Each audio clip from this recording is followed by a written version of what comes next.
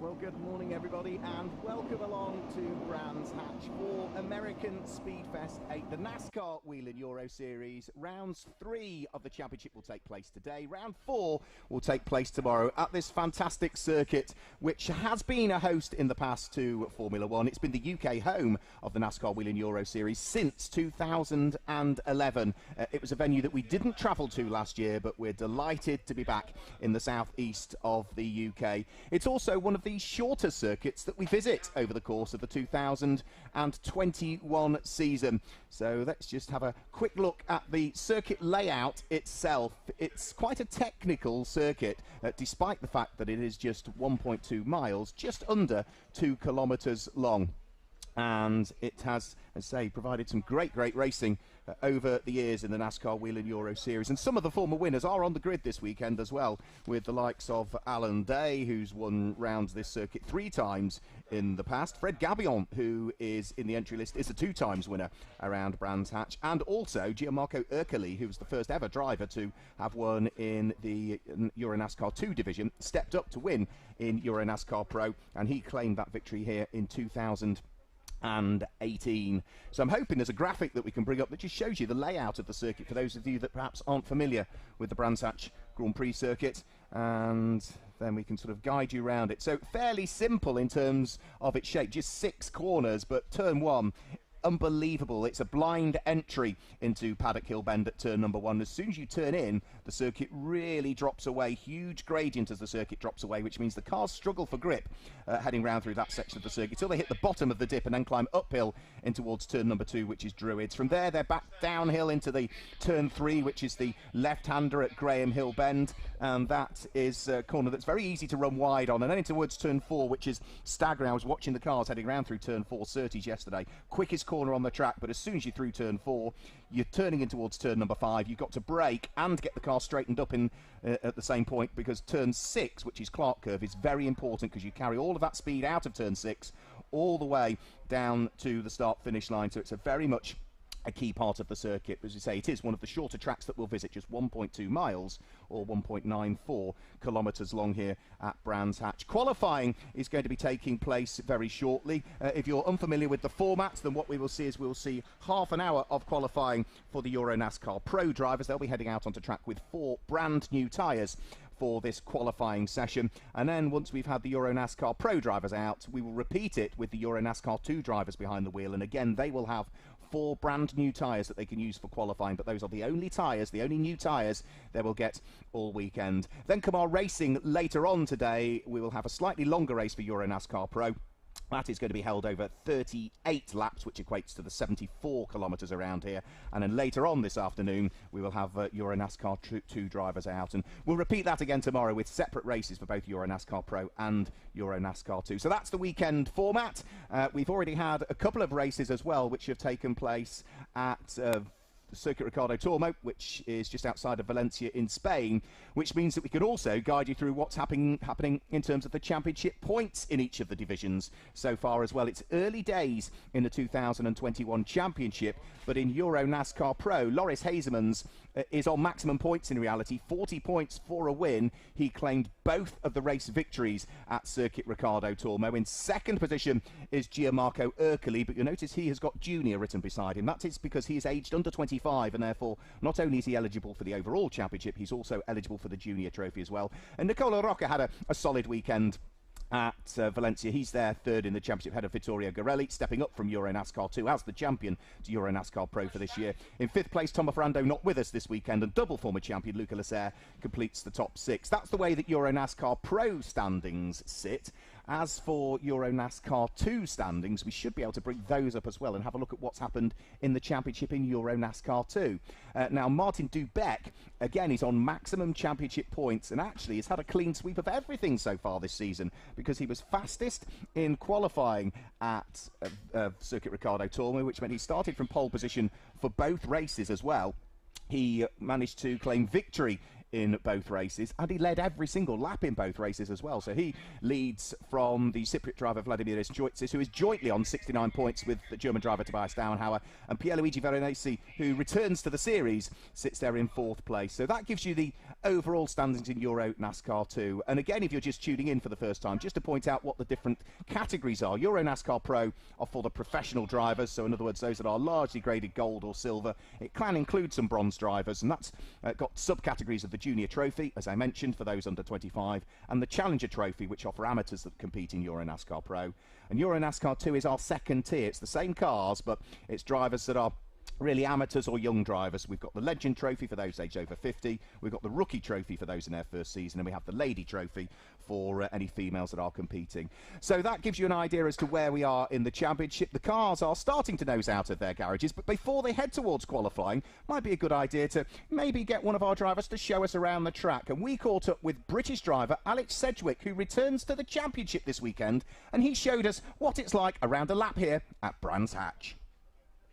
Hi everyone, I'm Alex Sedgwick, driver of the number 24 NBA 2K21 Camaro in the NASCAR Euro Series this weekend at Brands Hatch, and I'm going to show you a lap of the track. So we start here at Paddock Hill, one of the scariest, most unique, most insane corners in UK racing, probably worldwide. You know, you feel like you're going to fall off the edge of a cliff every time you drive around this corner. Completely blind, super steep as you can see, and then you get to the bottom, car hits the ground, and that's when you know that you're safe and you survived another lap.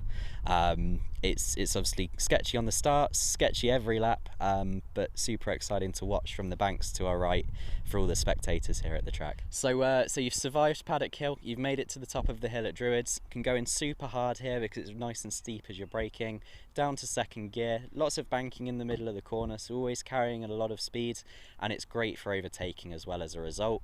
Lots of exciting action, lots of potential crashes, potential drama up here for the spectators, and then in these big heavy stock cars, lots of power, lots of torque, not a lot of grip, super easy to get a big slide or kill your exit on the way out. So again, another challenging corner for all of the drivers. After Druids, we've got Graham Hill, still second gear, challenging one this time. Obviously you're going uphill into Druids, downhill into this one.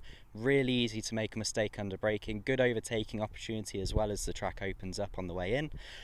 So expect to see a bit of action here as people try their luck on a few overtaking moves and trying to get a good exit, trying not to set off the sensors in qualifying as well, and then off we go down to the next corner. So we've survived half the lap now, into Surtees, the fastest corner on the track, third gear, using all of this massive curb on the inside and these big heavy stock cars to try and get it turned, ready for McLaren straight after. This one's all about setting yourself up, ready for the last turn for a nice big run onto the front straight. Not too much overtaking over here, but it's a place that's really easy to overdrive, really easy to make a lot of mistakes. So especially in qualifying, look for people running wide, having moments, getting sideways through this section. So we've made it through the lap so far, up to the last corner, Clark Curve. Super important to get a good exit here down the front straight, the longest straight on the track, and past all the fans. So if you're winning on this straight, that's what everyone remembers.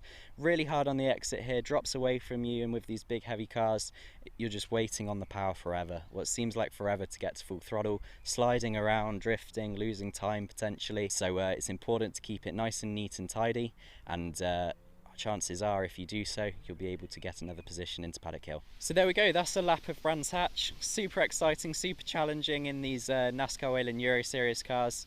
Be sure to tune in for qualifying and the races over the weekend, and hopefully all the fans we can have in the stands enjoy it too. So a great insight from Alex Sedgwick as to what it's like to drive one of these cars around Brands Hatch and the difficulties that come with it. It's great to see him back in the series as well in the NBA 2K backed car, one of his new supporters for this weekend, and we'll see how he's able to get on over the course of a circuit which he is quite familiar with, to say the least. Now, we did have some free practice sessions yesterday, and in the combined free practice sessions, it was Alan Day who topped the times. There is Alex Sedgwick in the NBA 2K backed car.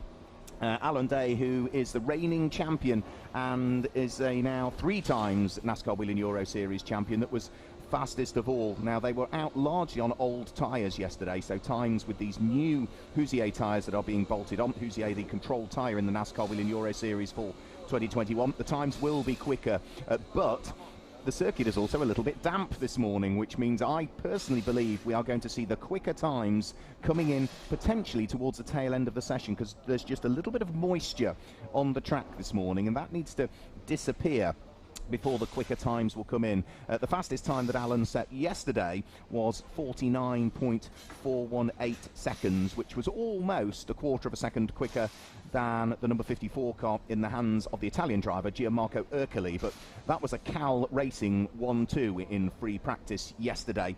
The leading Hendricks car was the number 7 car of Loris Hazemans, who is the former champion.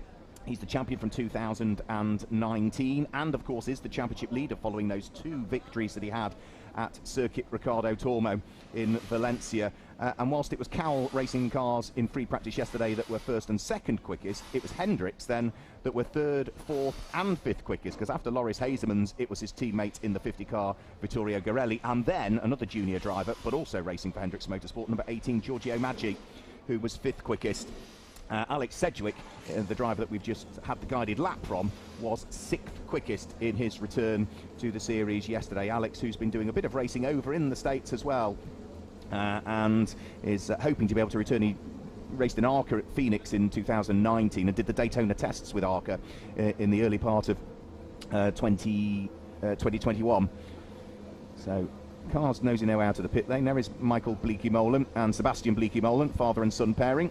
Sebastian had a really good run, finished on the podium overall at Circuit Ricardo Tormo. That was his first overall podium in the NASCAR Whelen Euro Series. Finished third in the second of the 2 races that we had there in Spain, so he'll be hoping to keep up some good momentum at the wheel of that Team Bleekie-Molen number 69 car. Nice and easy to spot as well is that one, with its sort of light blue and pink livery. So we'll have to see how he gets on. In free practice yesterday, Sebastian was 7th quickest out of the 21 cars that took part.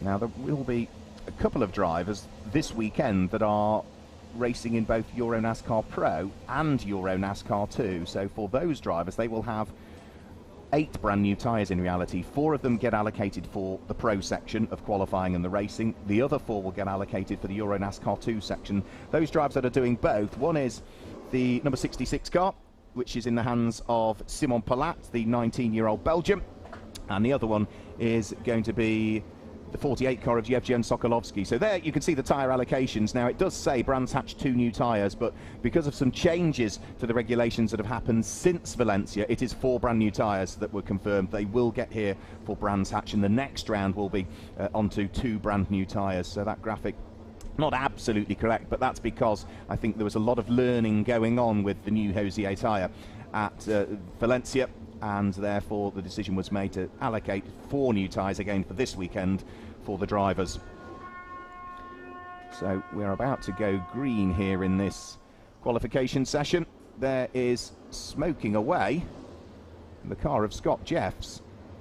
Scott returning to the series as well. We've seen a chunk of him racing in things like Mini Challenge in the UK and Fun Cup, but he did do part seasons with Brax Racing and is really happy to be able to rejoin the series in what is an iconic livery if you've ever watched Days of Thunder.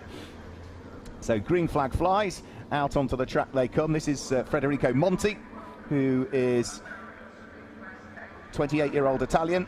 Former motorcycle racer is Federico. He was slowest of the cars that we had in free practice yesterday and was a little bit off the pace of the next car, so he'll be hoping to have found a bit more pace relative to what he had yesterday. There goes Scott Jeffs, about to work his way out onto the track. And as I say, I think with the slight little bit of moisture that is just on the Brands Hatch track, the first few laps are going to be slightly exploratory. We then might have a few cars trickling their way down the pit lane to maybe tweak settings on the cars, because it was fully dry yesterday and very warm for free practice. It's still quite a reasonable ambient temperature today, but you can feel the moisture in the air and you can see the moisture on the track. You won't see any spray coming up at all. It's not sufficient for that at the moment, but there's just the odd little darker piece of tarmac that you can see there, and that without question just means that the drivers will be working out as to how much grip they have, and potentially they might maybe just soften up the car a little bit. So Federico Monti out there. Another driver that returns to the series, the Swedish driver Alexander Graf, is out on track as well. Here comes Simon Palat, who is a driver who did very well in the eSports series, in the NASCAR Whelen Euro Series eSports series, and is very, very quick indeed, the 19-year-old.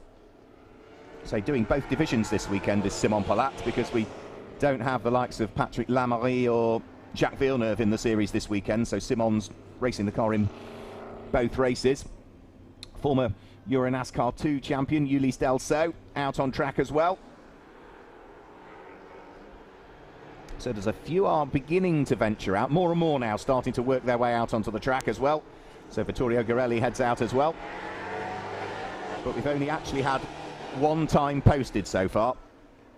Times that are coming in are at the moment in excess of 60 seconds, so we're not going to see any representative times just as yet, but there's plenty of time, 27 minutes remaining of the half-an-hour qualifying session, so plenty of time just to, as I say, first few laps exploratory, understand what the car's doing.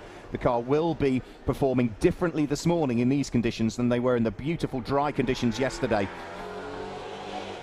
But as you can see down there on the Cooper Straight, you can see the moisture, you can see those little wet patches that, as I say, I think will probably dry out as the session moves on.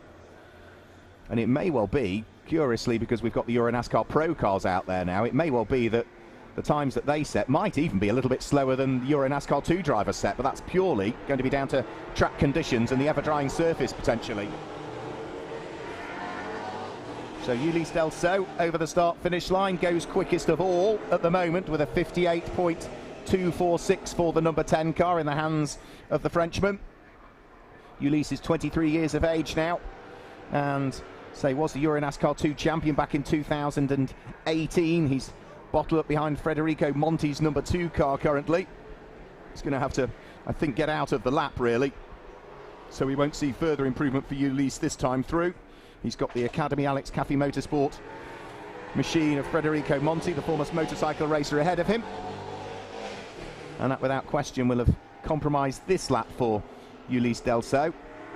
Flicking their way through Surtees up towards McLaren, and then they keep turning right and get towards Clearways, and this is the section where Alex Sedgwick was talking about. You really want to get the power on, but the car still doesn't have quite enough grip or has too much power, so you really have to feed that power in and try and fight the car all of the way. Here comes Alex Sedgwick at the wheel of the NBA 2K back machine, working his way through Paddock Hill Bend. Federico Monti, fourth quickest at the wheel of the number 2 car that sits ahead. Big lock-up from Federico there. That will not have done the brand new tyres a great deal of good at all. It wasn't as though the car was rotating at that point either. If it was rotating towards the right, turning into the corner, then that would have been the unloaded wheel and there'd have been a bit of smoke, but wouldn't perhaps have done as much damage. But he was braking in a straight line when that happened there, so that may well have flat-spotted that slick tyre, potentially. Oh, bit of a wiggle from Alex Sedgwick. Scott Jeffs tops the times at the moment at the wheel of the number 46 car. Loris Hazemans, who is the championship leader, is second quickest in the number 7. The 66 car of Simon Palat is third. Alex Sedgwick comes into the pit lane, so will not set a time. It was sort of an out lap and an in lap for Alex Sedgwick, so no time set there for him. Federico Monti still carrying on. He is 8th quickest now, so he is still slowest of the cars that have done flying laps so far, but he's knocking on the door of being sub 60 second now. That was 60.355 seconds for Federico Monti. With 24 minutes remaining, we've still only seen 12 cars in total out on track, and as I thought might happen, most of them are just waiting for the circuit to improve, i.e. those damp patches just to dissipate a bit more. The more cars that go out and circulate, the quicker they'll go. But of course, what the vast majority of drivers want to do is not use their tyres to do that. They want the other people to go round and dry the track out, and then they'll come out with their brand new 4 Hoosier tyres and try and pop a quick lap in. Bernardo Manfredi, driver who's done a few races with us last year, came out for the Vallelunga round and Zolder rounds. Bernardo at the wheel of the 42 Racing shadow. Over the start-finish line goes the 56-year-old Italian.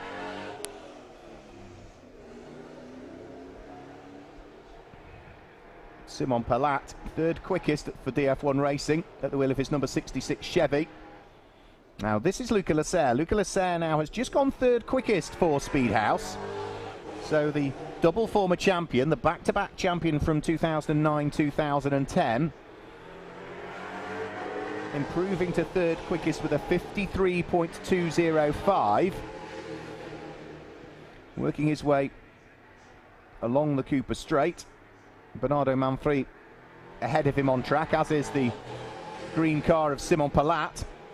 Now Bernardo yesterday was 19th quickest, managed a best of a 52.159. We're already into the 52s as the quicker times in this session. Simon Palat over the start-finish line, fourth quickest. Can he improve? No, does not improve with that time. That was a slower lap, I think, from Simon Palat on that occasion. That was a 55-second lap from the number 66 car. His best is a 53.689, which keeps him fourth quickest for the moment. Quickest overall now is number 50, which is Vittorio Garelli. This is Yevgen Sokolovsky, another driver who is competing in both Euro NASCAR Pro and Euro NASCAR 2 this weekend. Davide Dallara over the start-finish line. Bumped into Davide for the first time yesterday. He's the Challenge champion back in a while ago. He's raced in things like single-seaters in Italy. He's done a bit of time attack as well, I think, as Davide Dallara in the past. He was 18th quickest yesterday in the 51-second bracket. Davide Dallara is 7th quickest currently with a best of a 55.097 from Davide Dallara. Now this is the car that's quickest of all. This is Vittorio Garelli. He's just gone even quicker as well, has the Italian. Reigning Euro NASCAR 2 champion in that number 50 car with a 50.810 second lap. And that is a very impressive lap actually for Vittorio Garelli, because at the moment he is 2.1 seconds quicker than anybody else has managed in this qualification session, for which we are now 1/3 of the way through almost. So 30-minute session, just over 20 minutes remaining. Davide Dallara works his way up towards Druids, the highest part of the circuit. From there the circuit sort of descends back downhill again.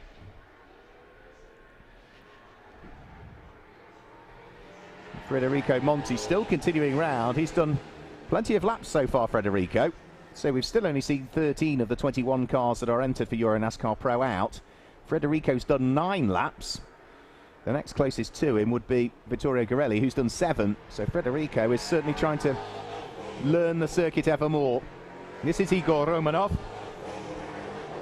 one of 2 Ukrainian drivers that we have in the NASCAR Whelen Euro Series for this year. Igor, one of many drivers that came through the NASCAR Whelen Euro Series recruitment program. He was 3rd in the Legend Trophy last year, Igor.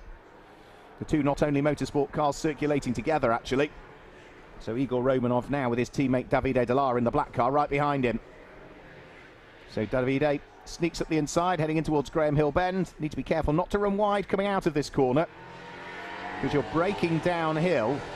It is the lowest part of the track, and because you're braking downhill, it's very easy to get the braking wrong and not get the car turned in time. Run wide on the exit, but Davide, job done. But with the overtake, I don't think there's going to be an improvement on this lap for Davide Dallara, who is 2nd quickest currently, 51.864 for the number 89 Chevy.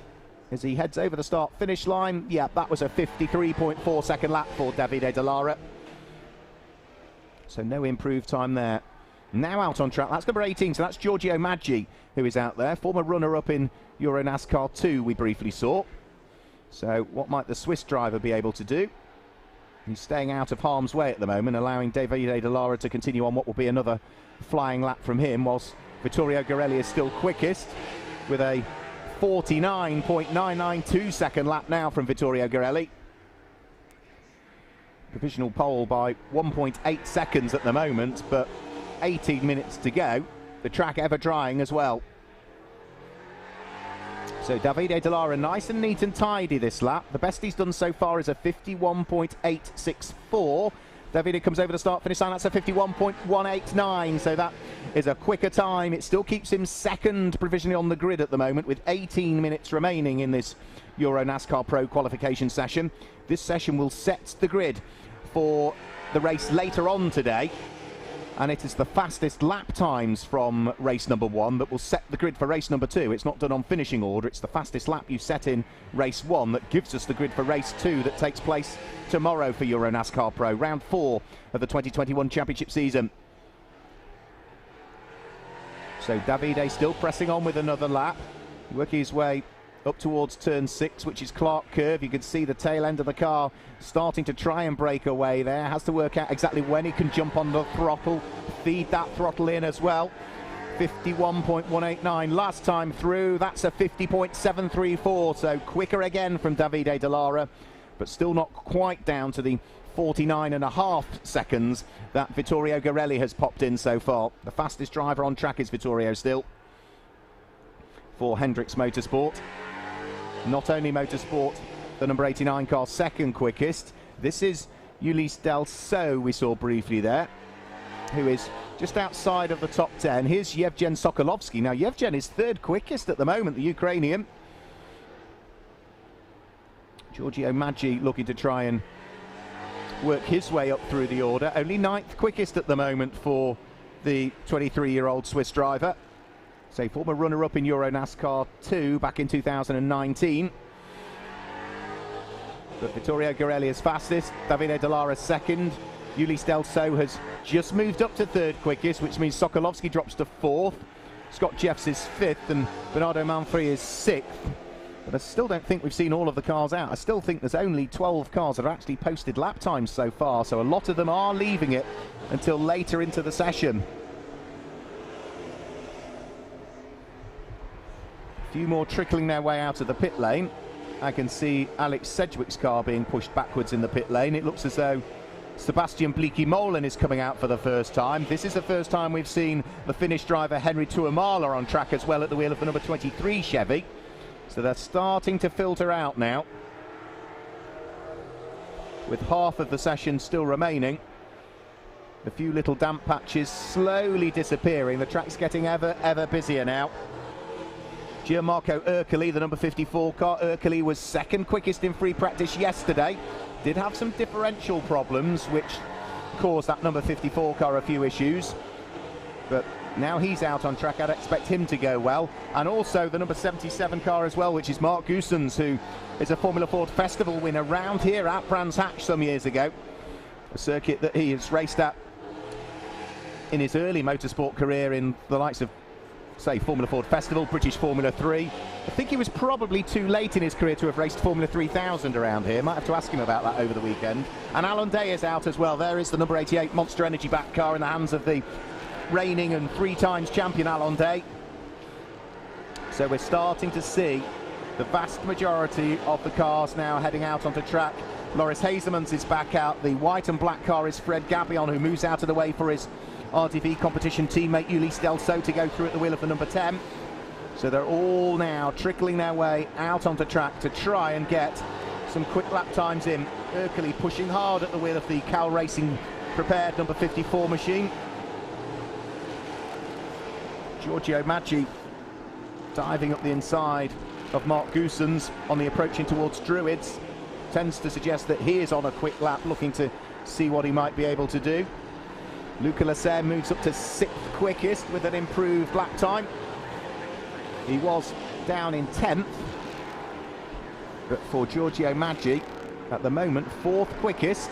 What might he be able to do? Maggi's best lap time was the lap he did previously, a 51.005.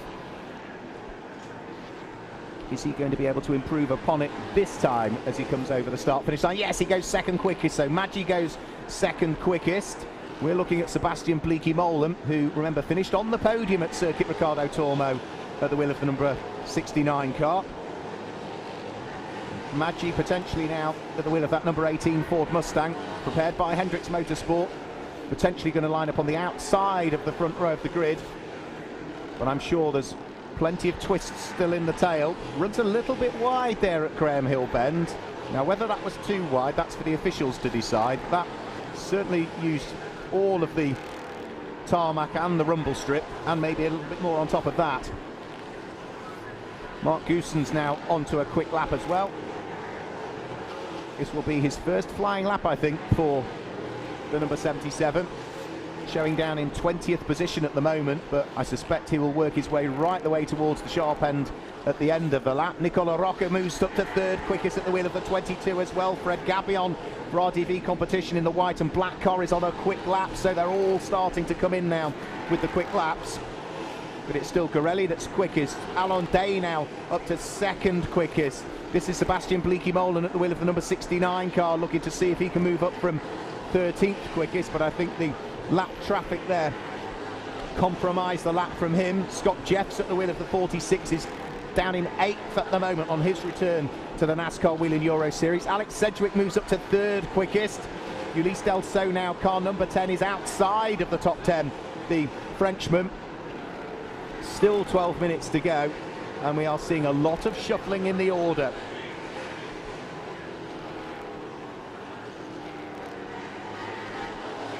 Gorelli still topping the times. Alan Day goes quickest. Alan Day to the top of the times in the Monster Energy back car. Through comes Vittorio Gorelli over the start-finish line. Can he improve? No, that was a slower lap from Vittorio, but this lap is the one that's worth watching for Vittorio Gorelli, because the lap that he just did was about 10 seconds slower than his previous best. So I think Vittorio's building to a quick lap this time, and he's got the Swedish driver Alexander Graf in the 44 right behind him on track as well.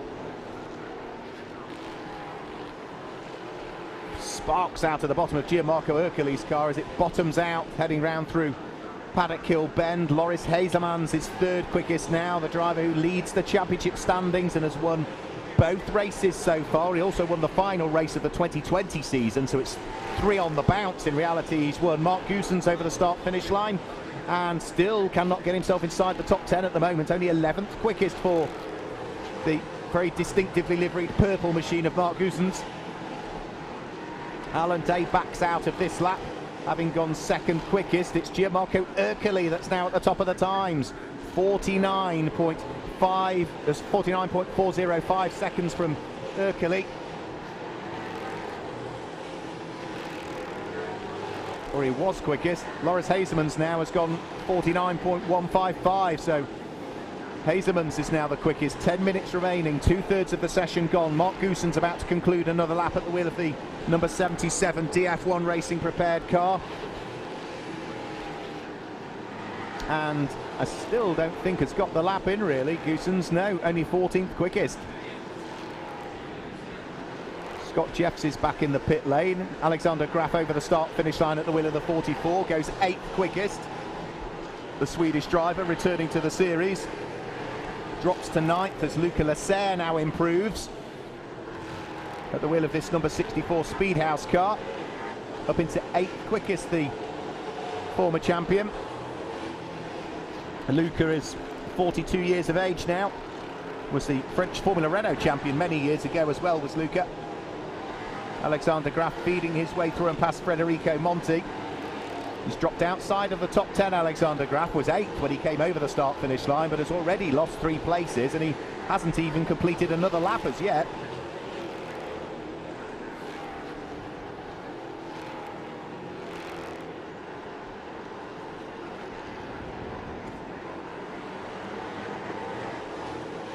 Now, up towards a braking area for Druids comes the number 18 car, Giorgio Maggi.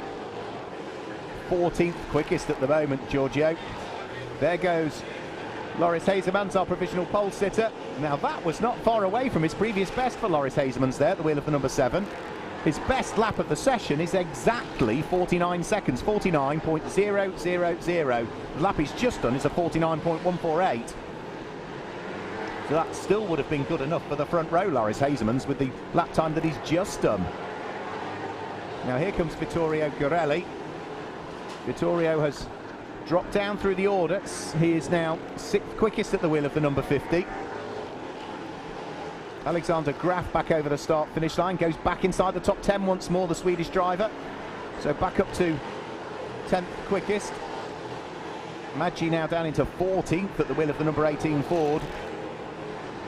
He's had a tough time really in Euro NASCAR Pro since moving up from Euro NASCAR to Giorgio. He's got the pace, but he's just, I think, really struggled a little bit. I think probably some of it is mentally now, just trying to get his head in the right place, and just seems to never quite get the break in Euro NASCAR Pro Giorgio. He's got the talent, we know that from Euro NASCAR 2. He's just never really been able to show it in Euro NASCAR Pro.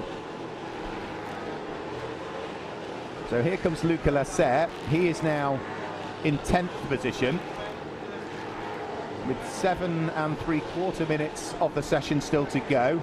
Nicola Rocca, the number 22 for DF1 Racing, the Italian, is 4th quickest. Nicola, who has had pole positions and has had fastest laps around here at Brands Hatch, but he's not had a win in Euro NASCAR Pro around Brands. Nicola has come close on several occasions, but never quite taken his car to victory lane.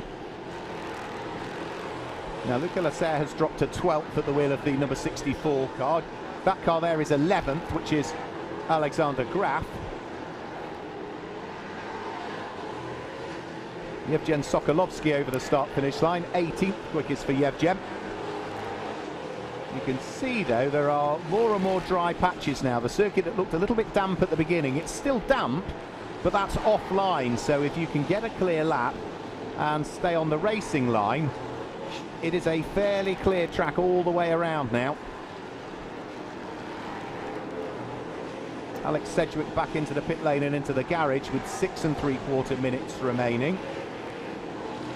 Sebastian Bleekemolen still pressing on. He's now up to 3rd quickest as well, 49.351 seconds for the Dutchman. Multiple European Renault Clio champion is Sebastian Bleekemolen. Shares the car with his father, Michael, ex-Formula 1 driver Michael from the 1970s. Michael will be out in it in Euro NASCAR 2. Now Alan Day is top of the times now. Last lap through for Alan Day, we just briefly saw the Monster Energy back car there, was 1/1000th of a second quicker than Loris Hazemans. So remember me saying Loris was a 49-second dead, 49.000. Well, Alan Day, 48.999. It could not be any closer. Although Alan Day has just gone slightly quicker with a 48.903 now, so there's almost 100th of a second now between Alan Day and Loris Hazemans for the front row of the grid. Nicola Rocca, this car here, the number 22, is 3rd. He's being chased by Yevgen Sokolovsky, who's 18th in the standings currently. Now Hazemans is back in the pit lane with 5.5 minutes to go. Are we going to see another roll of the dice? Nicola Rocca back over the start-finish line. Is that any quicker for the Italian? No. That was a slower lap for the number 22 DF1 Racing car. Scott Jeffs in the 46 is back out. He's tumbled down to 17th whilst he's been sitting in the pit lane, so he'll be looking to try and reassert himself back up through the order. Federico Monti, I think, has been out there all of the time turning laps at the wheel of the number 2 car. Must have done more laps than anybody, surely. 19 laps he's completed now, so no, Davide Dall'Ora's done more. He's on 20. But there are now less than 5 minutes remaining. Here is Davide Dall'Ora. This is the car that's done more laps than anybody. He's now on lap number 21.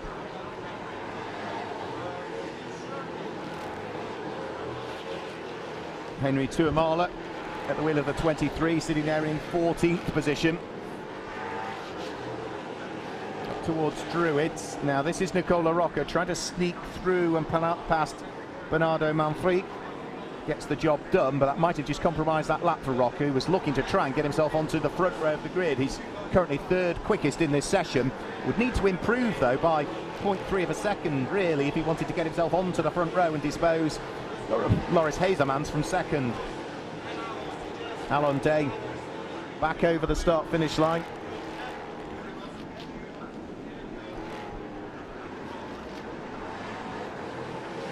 So Alan Day up the inside of Davide Dall'Ora as they went through Druids, looking to try and get some clear track to see what he might be able to do.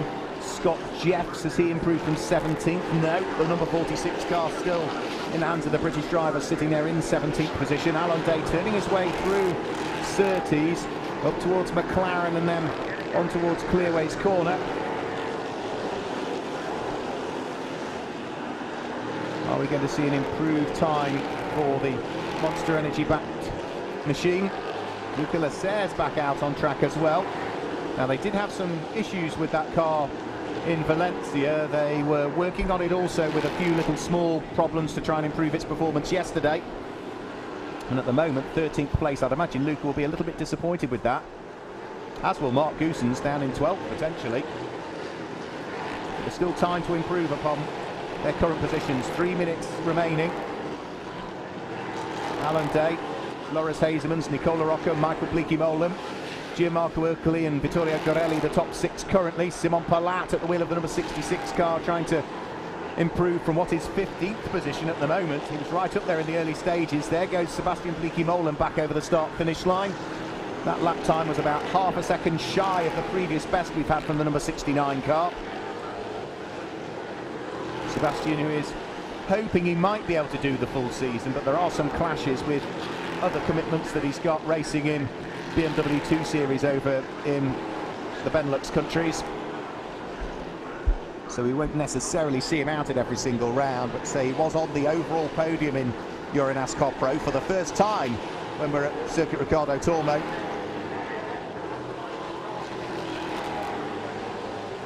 Now, improvements in terms of times are few and far between now. Vittorio Gorelli is the only driver that improved his lap time last time through, but he did that and then brought the car into the garage. Now, Alex Sedgwick's back out as well by the look of things. You can see the NBA 2K car heading over the start-finish line in the hands of the British driver. There he goes now, up towards the braking area. The 22-year-old Brit turns his way through Paddock Hill Bend. 8th quickest currently. One of 3 British drivers we've got in the field this weekend. 2 of them are competing in Euro NASCAR Pro, that being Alex Sedgwick and Scott Jeffs. And we've got Sean Hollenby, who is joining us in Euro NASCAR 2, but with just over 70 seconds to go, out comes the red flag, I'm afraid. So that is going to bring a halt to this qualification.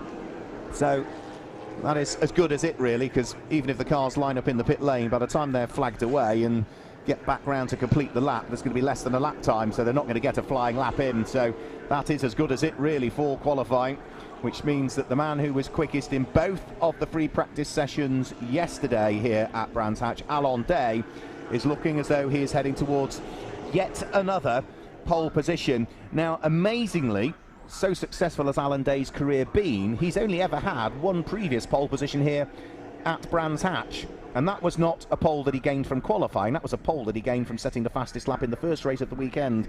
It is Igor Romanov, I'm afraid, that's dropped the car into the gravel trap. He's got a long way off, actually. He's come out of Graham Hill Bend and clearly had an issue, and it's quite unusual to see a car in that gravel trap there. Now, it is there for a reason. Occasionally cars do get into it, but not that frequently, and I would imagine it's because whilst the track was drying, the grass is still very damp, and he's had a problem, and the car's slid sideways across the wet grass, which hasn't slowed it down a great deal. And finally, when it got it into the gravel trap, you can see it's now buried axle deep at the back, isn't it, into the gravel trap. So Igor Romanov, the Ukrainian who finished 3rd in the Legend Trophy last year, is a driver who has brought about this red flag, and whilst there is still time on the clock, the red flag came out with 75 seconds remaining. Doesn't necessarily mean it's the end of the qualification session. We could potentially see some cars go back out if it's restarted and do a very quick out lap and get one flying lap in. But if there's a big queue of cars at the pit lane wanting to do that, I think for those at the tail end of the queue, they wouldn't be able to get out. They would not be able to do the flying lap in time, and confirmation that that will be the end of the session now. Checkered flag has been shown, so that will be the end of the qualification session. So it does mean only for the second time in his Euro NASCAR Pro career at Brands Hatch we will see Alan Day start from pole position. But as we say, it's the first pole he will have gained through a qualification session, because his previous pole was as a result of setting the fastest lap in the first race of the weekend, would give him pole for the second, and that was what happened in 2016 here at Brands Hatch. It's a circuit that he's claimed 3 victories at, has Alan Day. Fred Gabion, who's in the series, has claimed 2 victories here in the past. Gianmarco Ercoli has claimed 1 win here in the past, but all of the other former winners not in the entry list this weekend. The likes of Eric Ellery, who was the first ever winner, I think, here at Brands Hatch, a double winner back in 2011, the former Peugeot Works driver and Le Mans racer. Javier Villa, one of a couple of Spanish drivers that have been quite successful here at Brands Hatch, the other being Ander Villarino, who's claimed plenty of wins here in the past. We had wins for Eddie Cheever III, we've had Romain Iniesta and Anthony Kumpen, all claim wins here as well in the past, but none of those drivers, as I say, on the entry list for this weekend. It's just Alan Day, Fred Gabion and Gianmarco Ercoli, who are our former winners in Euro NASCAR Pro, that have joined us. Now, we are hoping we might be able to grab a word with our pole sitters as well, in the absence of Andre Weigold, who would usually join us, but is at home at the moment, and looking after his wife Sarah, who's been poorly, so get well soon, Sarah. We do have Hadrian Dupas, who is going to hopefully grab a quick word with Alon Day at the end of this session and just see how qualification was for him, and I think quite importantly see how the track conditions have changed, I would have thought, quite considerably since yesterday. The pole time was about half a second quicker than the fastest lap that we had yesterday, but could they get the best out of those new Hoosier tyres, or did the track conditions and the moisture and the dampness mean that we couldn't quite get the ultimate lap? I think it will be the latter. I don't think the track temperature and the fact that we've still got moisture in the air probably meant that the cars, the drivers, the tyres were all capable of going quicker, just the weather hasn't allowed it.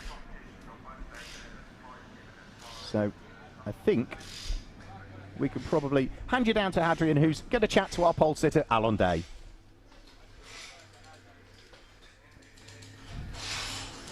So, no, we'll be there in a second, so just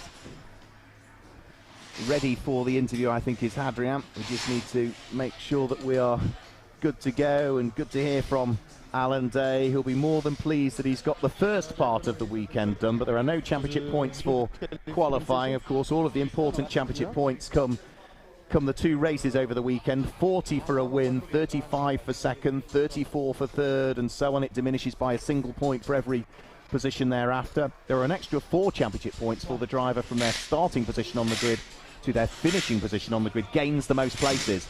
And if you gain the most places, starting position to finishing position, that's an extra 4 championship points. Should 2 drivers gain the same amount of places, it's whoever finishes higher in the overall classification. That's the way that the championship points work. But for Alon Day, after a difficult-ish start to the season, he was 5th in the first of the 2 races at Circuit Ricardo Tormo. He finished way down through the order in the second of the 2 races, gained just 18 points, which was, 19th position after a trip into the gravel. He lies 11th in the overall standings, so has got some work to do. Let's hand you downstairs to chat to the pole sitter, who's with Hadrian.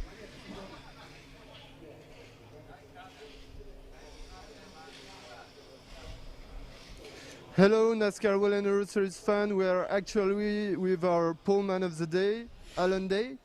Hello, Alon. Congratulations for your performance today. What are your feelings this morning here on the mythical Brands Hatch track?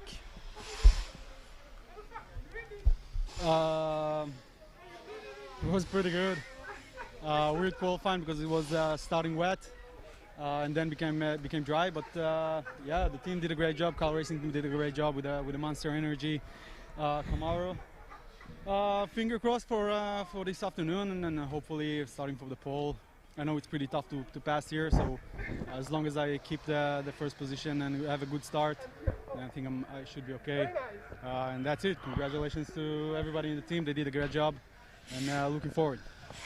Good luck for the race this afternoon, Alon, and back to Mark.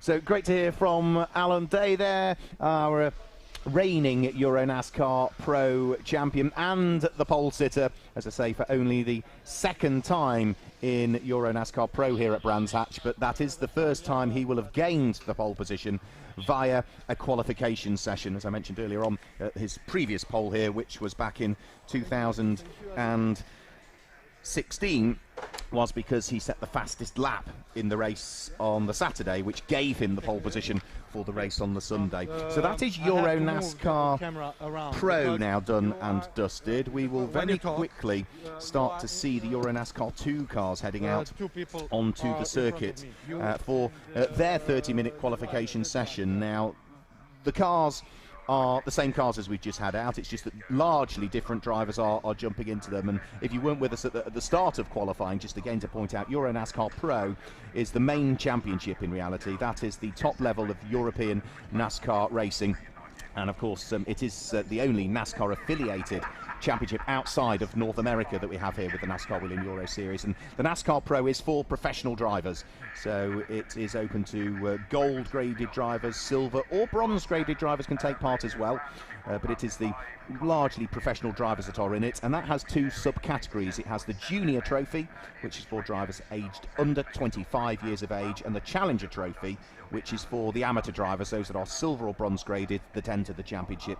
What we've got coming up now is Euro NASCAR 2. Now this is restricted to just silver and bronze graded drivers. The pros cannot take part in Euro NASCAR 2, so it's for the amateur drivers and for the young and up-and-coming drivers. And this has three separate subcategories. It has the Legend Trophy, which is for drivers that are aged 40 and over at the beginning of the season. It has the Rookie Trophy for drivers making their Euro Series debuts, and that's regardless of their age or experience, they are eligible for the Rookie Trophy. So for instance, if it were a 40-year-old having his first season, they'd be eligible for both. They'd be eligible for both the Legend Trophy and the Rookie Trophy. And then we also have the Lady Trophy, which is for female drivers, of which we do have two on the entry list for this weekend. So this is what's coming up now. Same format in reality. The track is going to be a little bit drier than it was at the beginning of the Euro NASCAR Pro session. So I think rather than have this period of waiting where not many cars were coming out, I think we'll have a busier start to the qualification session coming up.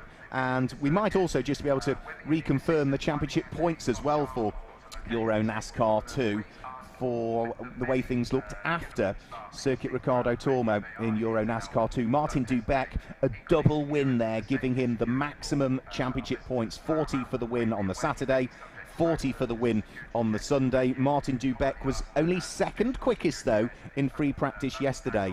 Jointly second in the championship, both on 69 points, 11 points off the lead of Vladimir Choitzis and Tobias Dauenhauer. Now Tobias Dauenhauer, on combined times from the two free practice sessions yesterday, was the quickest car. So the German already getting his weekend off and onto a good start. But in stark contrast, Vladimir Choitzis, who is jointly with him second in the championship, was only seventh quickest in free practice, the Cypriot, yesterday. So he has perhaps got a little bit more work to do. Pierluigi Veronese is fourth in the championship. Nave Talor, as he corrected me yesterday, Nave Talor is fifth quickest, and the leading rookie that we've got, so for those drivers that are in their first season of racing, is a gentleman I met for the first time yesterday, Alberto Panabianco, who is the leading rookie in the sixth. And as for those that are aged 40 and over, Yevgen Sokolovsky is worth a mention, because in seventh place he's the leading driver in the Legend Trophy. In the Lady Trophy, look over on the right hand side of your screen, 17th overall in the series is Ariana Casoli, who has been a long-time competitor in the NASCAR Whelen Euro Series. Ariana is leading the Legend Trophy, he's leading the Lady Trophy. She is a double former Lady Champion as well, having claimed that championship back in 2016 and in 2019 as well. She's the reigning Legend Champion as well. She won that championship last year. So green flag flies. Out onto the track come the Euro NASCAR 2 competitors. Now, as they make their way out onto the track, first car out is the number 7 machine in the hands of the 28-year-old Czech driver, Martin Dubeck. Of course, we do go to Czechia, or the Czech Republic, as our next round, which will be Most, originally scheduled to have taken place a few weeks prior to Brands Hatch, but due to the current situation and period of time that we're all having to live through, there's been changes to the calendar. So Most will now take place towards the end of August. We'll head back to Most on the 29th and 30th of August for the NASCAR Grand Prix of the Czech Republic, the OMV Max Motion NASCAR Show, to give it its full title. And there'll be plenty of support for Martin Dubeck when he gets to his home country. There'll be plenty of support for our British drivers here this weekend. We do have spectators allowed into this venue. There are a maximum of 4,000 allowed though, so we are still restricted on the numbers of spectators that are allowed to come to watch us race here in the UK, such as the restrictions imposed by the United Kingdom government in association with Motorsport UK, the organising body, and the FIA, of course.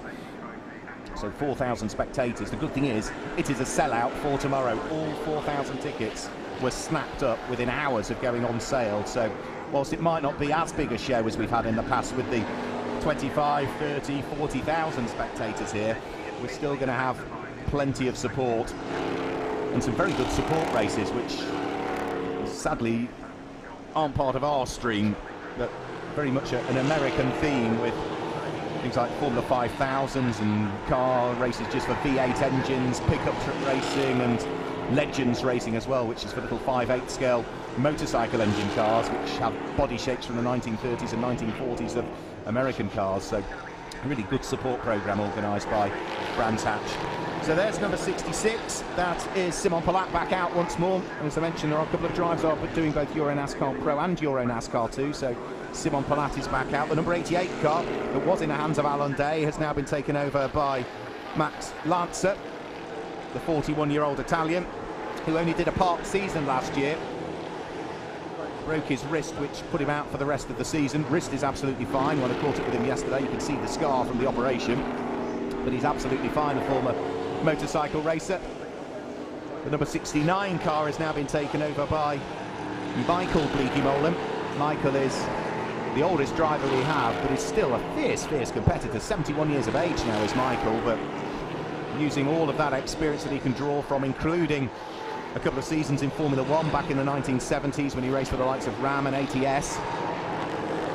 But Martin Dubek will be the driver that will want to try and be top of the times. He, on combined times, was just 41 thousandths of a second slower than Tobias Dauenhauer yesterday. They were very closely matched indeed, and just 74 thousandths off that was Simon Palat. A further 13 thousandths off that was Advait Teodar. So the top four cars on combined times from free practice were separated by just 0.128 of a second. And all four of those cars actually set their fastest lap in the second free practice session yesterday. So it could be a very close qualification session, this one. Now remember, these drivers also get 4 brand new tyres for this session. Those 4 tyres will have to see them through the weekend. So tyre management is key to it. If they want other tyres, they have to allocate them from tyres that they've previously run at something like Ricardo Tormo. So 4 brand new tyres and probably 2 used tyres carried over from the NASCAR Grand Prix of Spain a few weeks prior. Bouncing off the curbs on the inside and the outside of Graham Hill Bend goes Martin Dubek, looking to try and pop in his first true flying lap. Max Lancer, the number 88, tops the times at the moment for Cal Racing. 51.156 second lap. Through there goes Justin Kuntz, who's the German driver. Justin, who's done some racing over in the Camping World Truck Series a couple of seasons ago, 2018. I think we saw him taking one of the rounds over in America. It's been a regular in the NASCAR Whelen Euro Series for a good number of years. Martin Dubek still working his way through traffic at the moment. Hasn't quite had a clear start to this lap either, but the first flying lap he put in, or the last one he put in, was a 51.238, which still puts him 4th quickest in this session with 24.5 minutes remaining. So there's plenty of time still to make sure you get that all-important clear lap. If you're going to meet the traffic, meet it in the right place where it might give you a tow down the straight. Don't meet it in the corners. So Max Lancer still quickest in the Monster Energy back machine. Here comes Simon Palat back over the start-finish line. 3rd quickest, could not improve on that lap, Simon.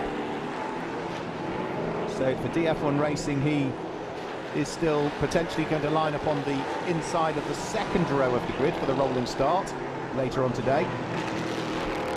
That car there is fastest of all, or was fastest of all. Martin Dubek has now disposed the number 88 Chevy of Max Lancer off the top of the times. Martin Dubek's last lap time was a 50.715. That was a 10th of a second quicker than the number 88 car. So Max Lancer puts the car in towards Surtees, fastest corner on the track, up towards McLaren. Got to try and get the car braked in a straight line, then get it turned in towards McLaren and feed the throttle in as you come out of clear waste corner. Simon Palat, who's third quickest, heads for the pit lane. Max Lancer continues with the lap. Can he put in a quicker lap than he's previously done? The answer to that is no, I'm afraid. He remains second quickest in this session.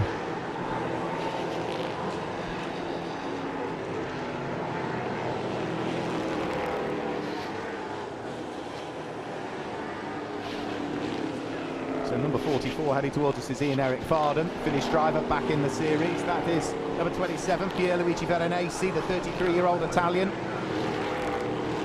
Part owner of the Double V team that prepares and runs his car.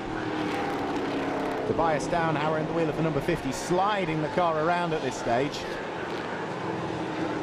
Downhauer tops the times. The number 23 car of Levi Lintakantu, another Scandinavian. We've got to have a lot of Scandinavians come into this series over the course of the last 3 or 4 years. Levi is another one of the Finnish drivers that we have in the field. Himself and Ian-Eric Varden being 2 in this one. You're a NASCAR Pro, of course. We also have Finnish drivers in that.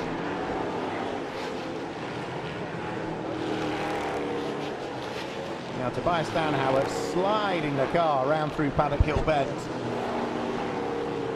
He's got a couple of cars he might need to deal with on this lap, which might just slow him up slightly, one of which is the Greek teenager, Thomas Krasinas, who is good to see back in the series again. Thomas has competed with us in 2019, I think. Didn't do a great deal, if any, of racing last year.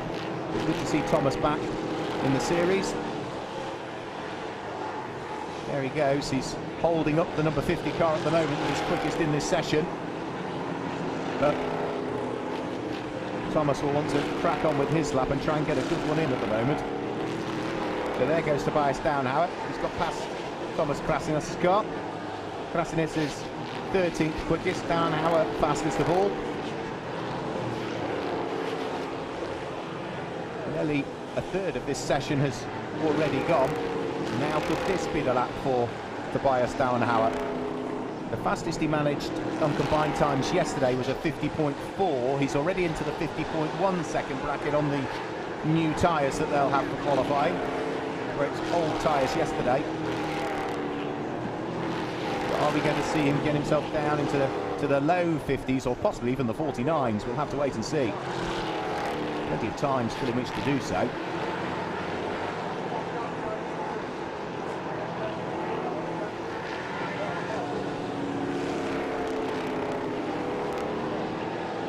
Now there's the number 90 car, that is Nave Talor, the Israeli driver. Former Israeli karting champion is Nave. Still only 19 years of age, good to see him back in the series as well. He raced with us for the full 2019 season. Only did 4 races in total back last year, and that was the super speed weekend that we had at Ricardo Tormo.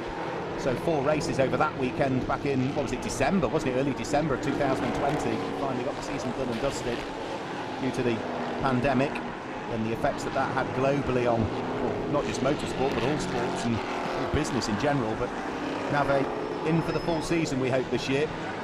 Bit of a lock break heading in towards Paddock Hill Bend. 15th quickest is Nave at the moment.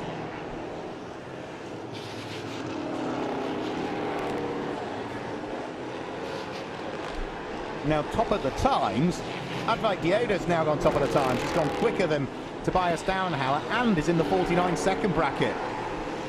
Had a quick chat to Advait yesterday. He was fastest overall in free practice 1. On combined times he was 4th quickest.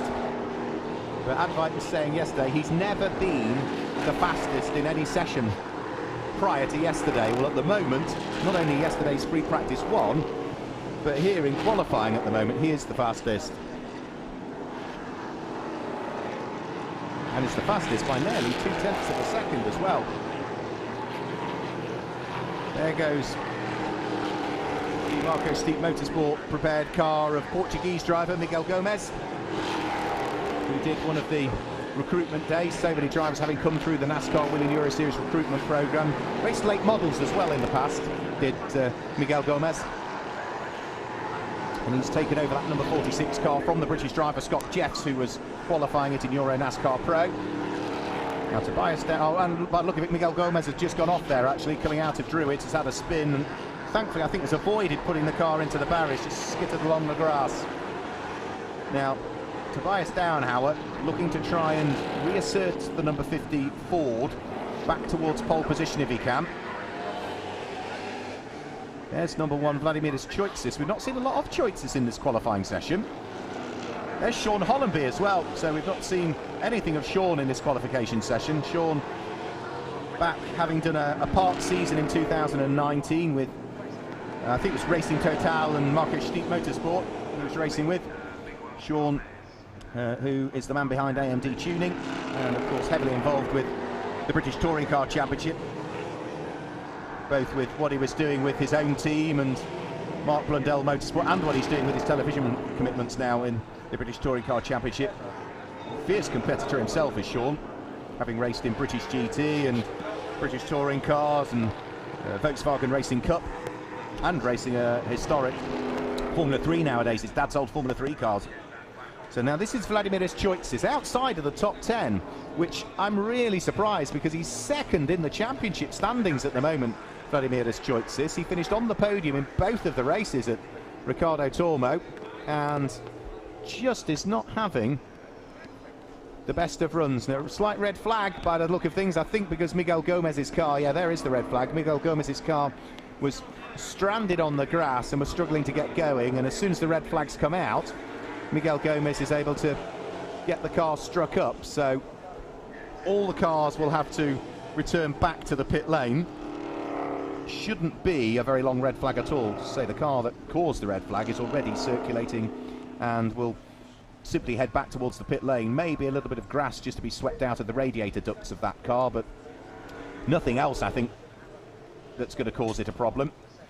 And the red flag came out with 16 minutes and 54 seconds remaining of the 30-minute qualification session for the Euro NASCAR 2 division.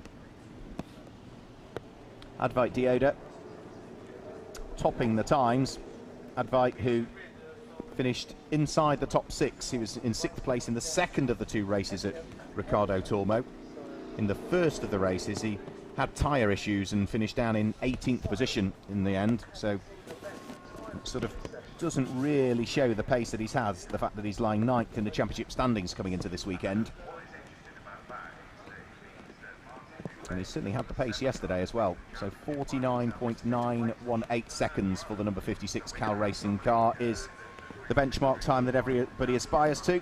Advait with his Ford. Second quickest is another Ford, the number 50 car of Tobias Downhauer, but he's on a 50.110 second lap. So about 0.2 of a second shy of the provisional pole time. Third quickest is for DF1 Racing, Justin Kuntz, with the first Chevy that we've got in the field provisionally at the moment, with a 50.161. So he's just 51 thousandths of a second off getting himself onto the front row of the grid. And fourth quickest currently is the number 89 Not Only Motorsport car, another Chevy of Alberto Panebianco, the 24-year-old Italian ex-single-seater and kart racer is Alberto. He's posted a 50.456. Fifth quickest at the moment is the 42 Racing Shadow of number 17. Don't think we've mentioned him as yet, the 18-year-old Italian. Francesco Garisto, who finished 9th in the Euro NASCAR 2 standings last year. Did a bit of Italian Formula 4 and a bit of Lotus Cup Italy prior to that. Another one of the drivers that's come through the NASCAR Whelen Euro Series recruitment programme. Completing the top 6 is the championship leader, Martin Dubeck. His best lap was the last lap he did just before the red flag. 50.623 seconds means that he is 1/10 of a second off the car ahead and nearly 3/4 of a second off pole position at this stage. So a bit of work to do there for him. 7th quickest is the number 88 car of Max Lancer. 8th at the moment is 66, which is Simon Palat. 9th is Pierluigi Veronesi, and completing the top 10 is going to be car number 48, which is Yevgen Sokolovsky. But I think that is largely probably going to be the order that we'll see, because the rain has now closed in here at Brands Hatch. It is raining out there. That was what caught out Miguel Gomez, and it does mean that if we get the cars running again, for which the green flag is now being waved, the cars can head back out onto track. but all they're going to do is go round slower than they would have been in the past. You'll be risking the car. It's not going to improve your grid position. The only thing you would really want to go out for now is get some wet tyres on there, do some wet running, because at the moment, with free practice yesterday being very warm and very dry, this morning it has been slightly damp, but we have not had wet conditions, and with the weather forecast for the weekend here in the United Kingdom being changeable, it would be fair to say, it's largely for today likely to be overcast with a chance of rain around about 12 o'clock to 1 o'clock this afternoon, which will be when the Euro NASCAR Pro race takes place. But for tomorrow here in the United Kingdom, we have pretty much typically British weather, I would suggest, which means that we are likely to have anywhere between a 60 and a 30% chance of rain between 10 o'clock in the morning and 3 o'clock in the afternoon. So I would say it would be wise for the teams and certainly wise for the drivers to just briefly change the setup on the cars. They do have different springs available to them, a softer spring and a harder spring. They might want to adjust things like the sway bar settings as well. They may well choose to bolt on, of course, the Hoosier wet tyres, which I think is a pretty much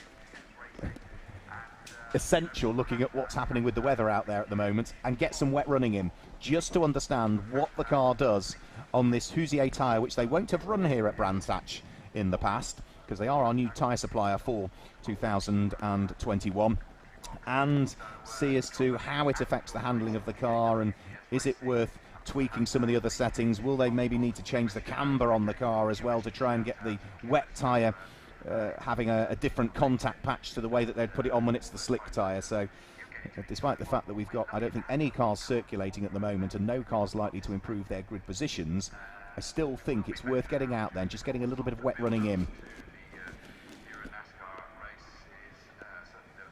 So you can see the flags fluttering away as well, a bit of a breeze as well, which is a tailwind as they come down the start-finish straight. As they come down this straight here, which is the Cooper straight, then they'll be heading into a slight headwind, but it's not particularly a strong breeze, so it's not overly going to affect the cars. Now that's the car that brought out the red flag, the car of Miguel Gomez. So that car has returned to the garage. No damage, thankfully. It was just a spin. I think he just, as the conditions changed, he just accelerated, probably in his usual spot, coming out of Druids, but because the track conditions had deteriorated slightly from the previous lap that he'd done, it just caught him out the tail end of the car, just breaking away, and it spun him from the left-hand side of the circuit, across the circuit to the right-hand side and onto the grass. He managed to get the car stopped before making contact with the tyre wall there, but then was stranded on the grass and couldn't get the car moving, so out came the red flags, just as the conditions then got worse. And for the moment, everybody, I think, is just waiting patiently. There are still 11.5 minutes of this qualification session remaining. The rain that was falling, I think, has stopped now, but it's done the damage in reality. So the track, you can see from the camera there, see the spots of rain on the camera. You can certainly see the wet patches on the tarmac once more as well. So whether we're going to see anybody else venture out in the remaining 11 minutes of this session, we'll have to wait and see. If we don't, then that is an enormous shame, because I think it's an opportunity to get some wet running for tomorrow. And the one good thing, I suppose, for Advait Dioda is that he got that quick lap time in just before the weather conditions closed in. It was the last flying lap that the London-based Indian driver did, Advait Dioda, and the only driver to get into the 49-second bracket, a 49.918 second lap, and he did that just before the heavens opened. So it does look as though Advait, who, as I say, yesterday was saying he had never been top of the times in a NASCAR Whelen Euro Series session previously. Well, he was fastest in free practice 1 yesterday, and it looks as though he is heading towards his first career pole position in the NASCAR Whelen Euro Series. So good to see we do have spectators back here. It's been a difficult period of time for everybody, and it's nice that we are albeit different countries with different restrictions and different things going on in terms of the levels of infection and pandemic, but it's nice to see that we've got spectators back at the circuit. Marshall's doing the sensible thing as well, sheltering under the bridge to try and keep dry, and I do tend to mention it occasionally in commentary, but without the marshals, whether it be here in the United Kingdom or any of the venues that we visit, without the work of the marshals, the Orange Army as we call them in the UK, we couldn't go motor racing, or corner workers if you're watching over in the States.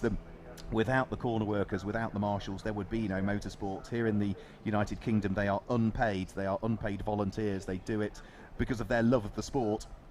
And yeah, we thank them sincerely for the work that they do globally for us to allow us to enjoy our motorsport, whether it be on two wheels with motorcycle racing, whether it be on four wheels with car racing, whether it be on six wheels if you ever get involved with truck racing. Yeah, without them we couldn't do it. So thanks to all of our marshals for all of their help throughout the 2021 season.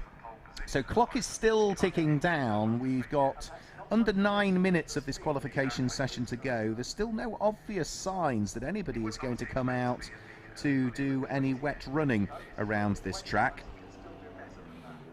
You see in the background of the shot there also some of the other attractions that are available to spectators, young and old, here at Brands Hatch. Say limited to 4,000 spectators. Today there were still tickets available. Tomorrow, sold out. It's sold out instantly. But I say it's still not quite the 25, 30, 40,000 spectators that we've been used to at American Speedfest here at Brands Hatch. But it's nice to have them back, spectators, and hopefully the weather will stay kind for them. Certainly the racing is going to be very, very good for them. Always a great show is put on here for what has been the home of the UK NASCAR Grand Prix since 2011. So yeah, the fun fairs there are American car shows, there's I think there's even a food eating competition that's on as well. Some of the local clubs have brought all of their smokers along so they can chat to the spectators about how to smoke your traditional American food and sample food as well. So it really is a huge American themed event, which stretches to not just the off-circuit entertainment, but also all of the support races as well, with the likes of pickup trucks. There's the Legends just coming through, little motorcycle engines there, Yamaha engines. Yeah, again, it's a global formula really, Legends.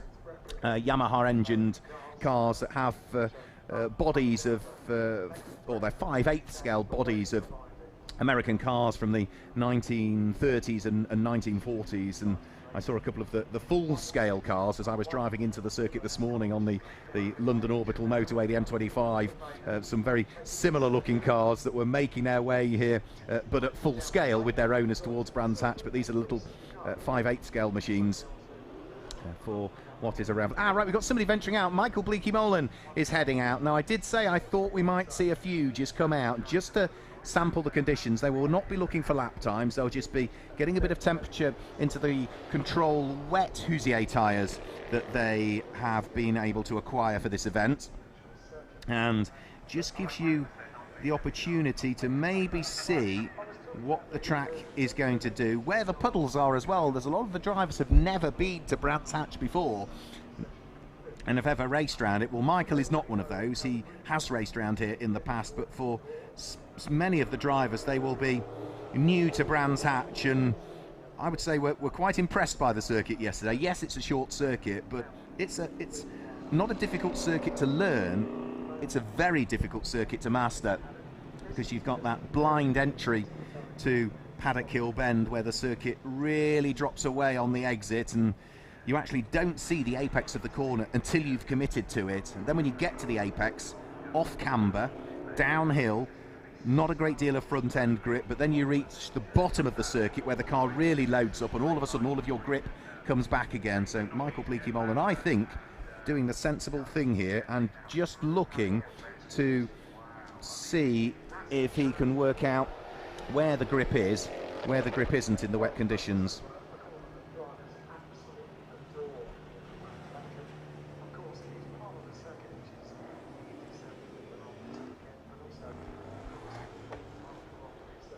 So downhill. This is always the corner which is the wettest, so it's the lowest part of the circuit, so the water always drains away towards what is turn number 3 in Graham Hill Bend.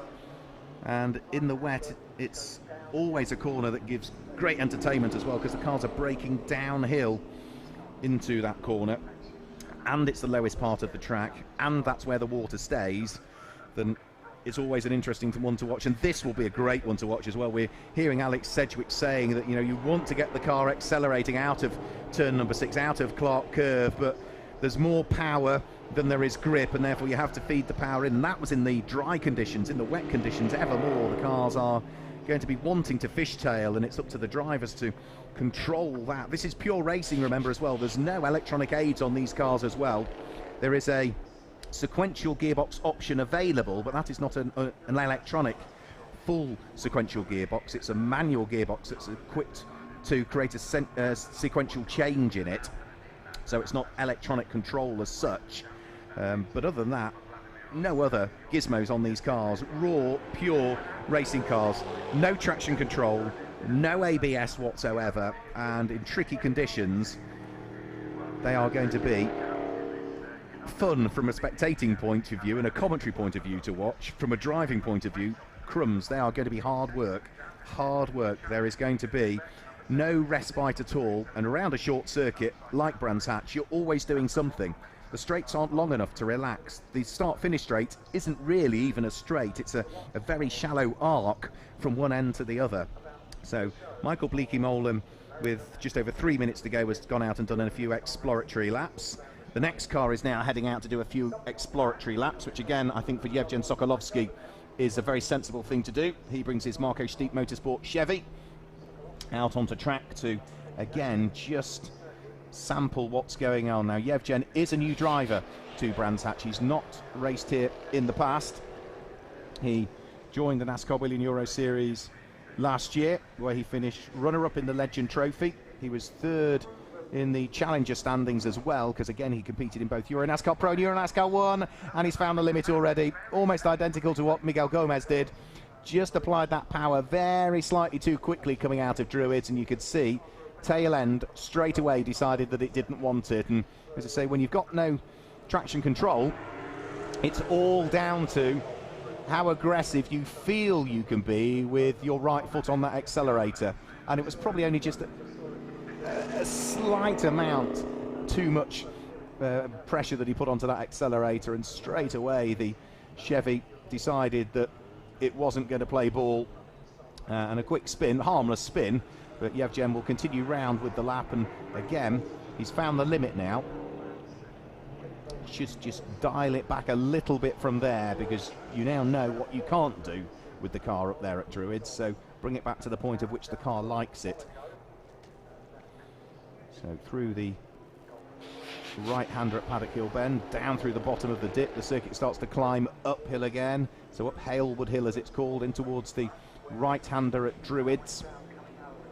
As soon as you're out of the right-hander, this was the point he had the spin on the previous lap again. You can see the tail end just move around slightly. You see the spray coming out of the back of the car as well. Through the left-hander at Graham Hill Bend, as soon as he touched the curb there, you could hear the wheel spin kick in instantly, as the car had not sufficient grip on the painted curb. Stay on the tarmacs, try and stay off those curbs in these conditions as well. And again, this is not for time, this is just purely to understand what the circuit does in tricky conditions. And I think we're probably only going to see these two cars out. So as I thought, it has meant that the track conditions have not improved, so we'll see any shuffling of the order. The track is still just too wet, but we have seen only two cars come out to sample these conditions, and that I have found a little bit surprising.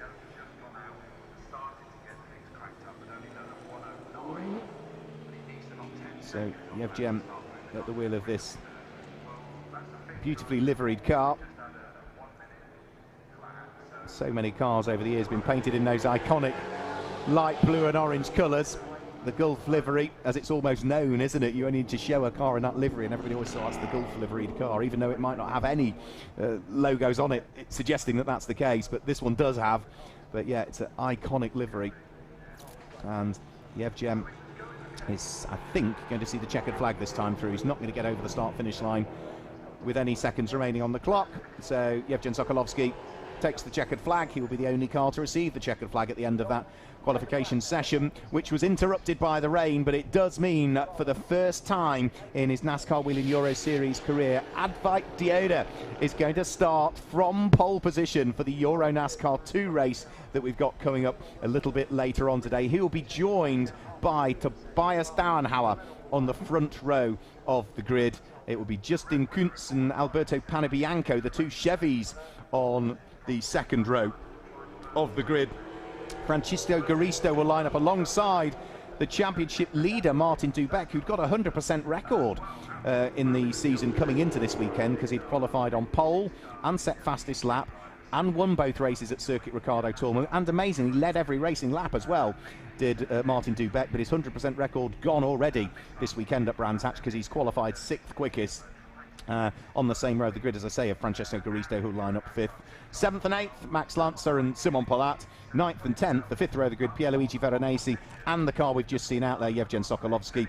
Only 11th quickest for number 1, Vladimiras Choitsis, who was 2nd in the championship standings coming into this weekend. So the Cypriot driver has got a big chunk of work to do at the wheel of the Academy Motorsport and Alex Caffey Motorsport prepared Ford from 11th on the grid. Michael Bleekie-Molen, the other car that we saw head out to sample the wet conditions, is 12th. Nave Talor is 13th, the Israeli, ahead of the Cypriot driver, which is the number 2 car of Thomas Krasinas. Then it's our Scandinavian drivers in 15th and 16th, Ian Eric Varden and Levi Linterkantu.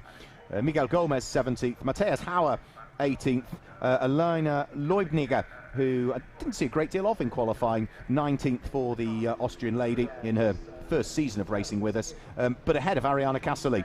So in terms of qualification for the Lady Trophy, it is Elena Leubniger that is quicker than Ariana Cassoli, and slowest of the cars that we saw out there, but only did 3 laps. It was Sean Hollenby, the British driver, that joins us again in the series for a one-off outing this weekend at Brands Hatch. Now we're hoping again to be able to catch up with Advait Dioda, who is our pole sitter, for what I'm sure will be a good interview with Advait Dioda. He'll be very pleased indeed. He might think maybe there's a little bit of luck in there with the poor weather coming, but either way, you've got to be on the track at the right time and set the quick laps anyway to get a pole position, and that's exactly what he did just before the heavens opened.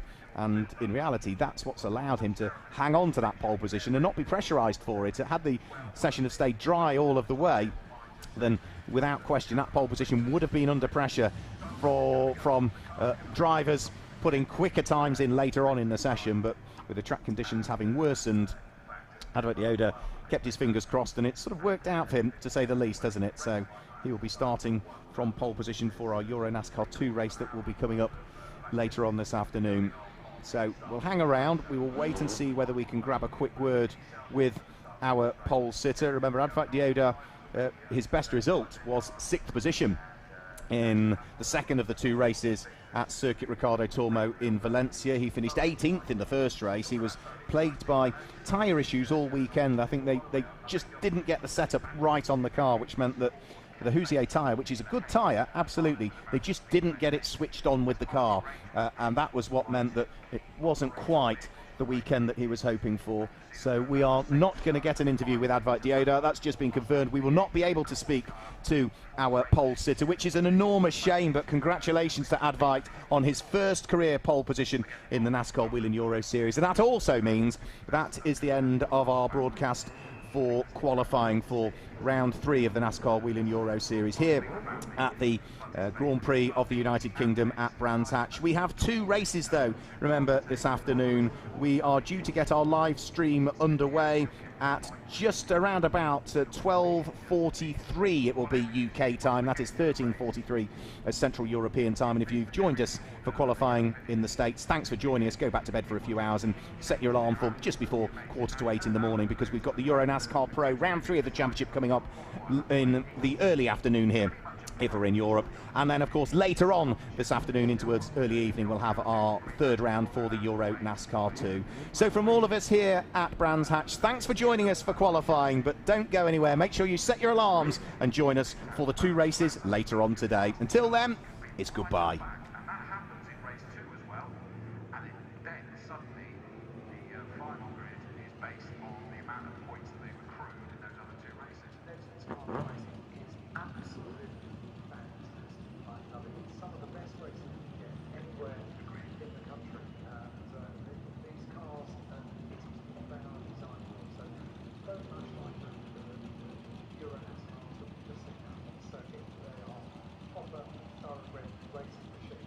start.